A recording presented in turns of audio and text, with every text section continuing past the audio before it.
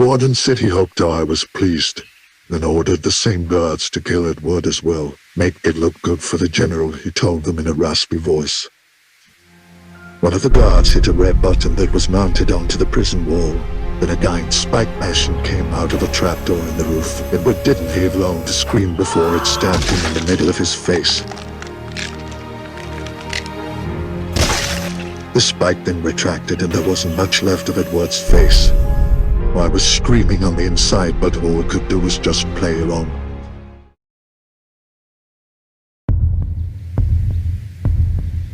There I was, standing in the middle of the blocked-off part of the prison, still in shock of what had just happened. The warden walked up to me and handed me a letter. It had orders from the Emperor to report to Knapford's stronghold immediately to ready the Royal Light Squad for an attack on the rebels. I read the words at the bottom of the letter that shook me to the core. Sincerely, Emperor Topham Hatt.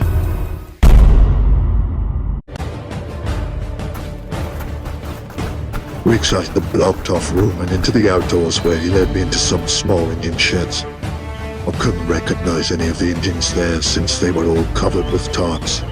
The warden lifted a tarp off of one and there was Percy. He had the same signs and logos that I had seen on Gordon, and he had a scar across his right cheek and had a goatee. The warden then told me that Percy would be the one to take me to Knapford's stronghold. He also said that Gordon was unavailable due to him going on a separate mission after he dropped me off at Kildane prison earlier.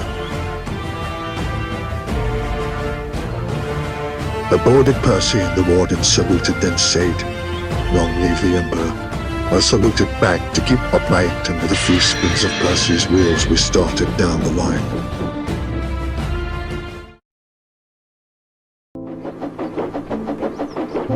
While leaving Kildane prison, somehow he sensed a small tear trickle down my cheek. He seemed to see through me as he said, "You are not the general. Have you ever heard you feel pain?" He then told me the truth, that he is secretly a rebel spy. So I told him the tale of who I am, how he got there. We started talking about possibilities of ways out of this nightmare. I told him about the orders about the attack from the Empire. He told me the rebel base was located at Normandy, so we decided to head there to warn them about the attack. As we traveled, Percy told me the story of what had happened to Tubby.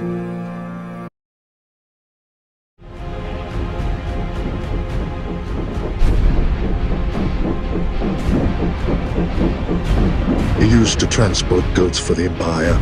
Most of the time he didn't know what he was carrying. He didn't like his job one little bit. So one day Emperor put his train in the middle of the main line and started to head as far away as he could from the Empire.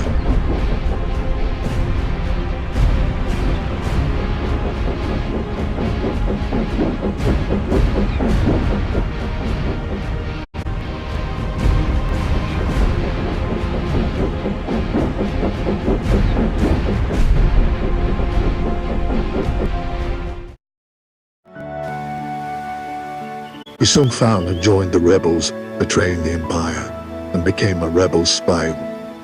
A week after Toby had joined the rebellion's side, Emperor Topham had found out about Toby's betrayal and sent his best troops to hunt him down, Gordon being one of them. One of the rebels informed Toby that the Empire was hunting him down. Toby decided to leave Normandy to keep the rebels' hideout from getting found out.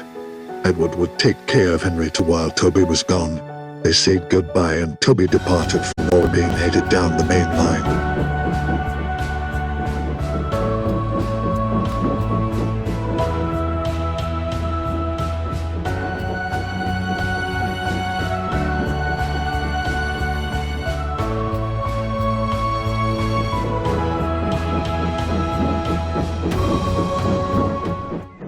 While Toby was traveling down the track, suddenly he heard a whistle in the distance, and out of nowhere Gordon started to charge at Toby.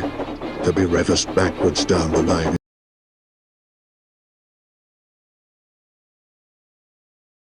Desperate attempt to escape the Empire while Gordon was catching up, but while going down the line Toby crashed into a rock and derailed and gave Gordon enough time to crash into him and knock him out.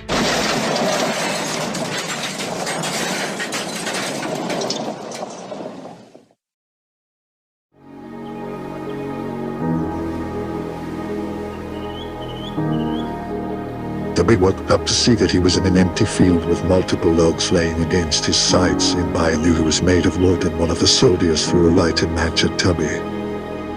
He screamed for hers as his flesh slowly melted away and his body was engulfed in flames. Imbiah did this as an example to show what happened if you betrayed the Imbiah.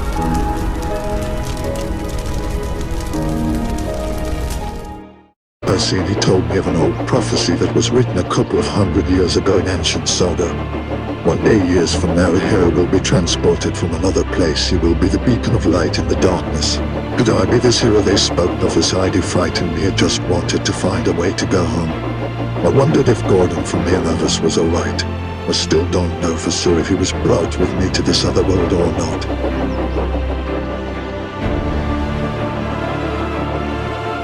We arrived at Norway. It was a pretty nice town.